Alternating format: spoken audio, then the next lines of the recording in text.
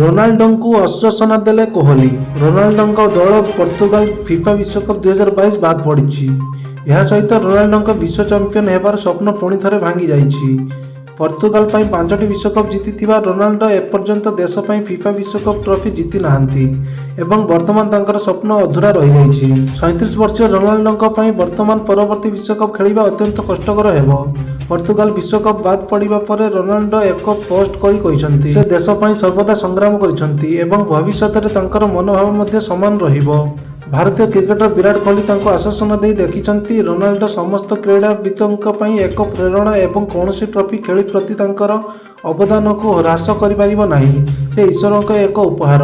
ଜଣେ ବ୍ୟକ୍ତି ଯିଏ ସର୍ବଦା କଠିନ ପରିଶ୍ରମ କରି ନିଜକୁ ଦେଶ ପାଇଁ ଉତ୍ସର୍ଗୀକୃତ କରେ ସେ ଭଗବାନଙ୍କ ଆଶୀର୍ବାଦ ଅଟେ।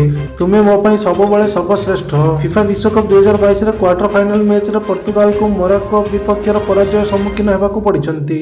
ଏହା ସହ ଦଳ ବିଶ୍ୱକପରୁ ବାଦ୍ ପଡ଼ିଥିଲା। ପର୍ତ୍ତୁଗାଲର ବିଶ୍ୱକପରୁ ବାଦ୍ ପଡ଼ିବା ପରେ ରୋନାଲ୍ଡୋ କାନ୍ଦି କାନ୍ଦି ପଡ଼ିଆକୁ ବିଦାୟ ନେଇଥିଲେ।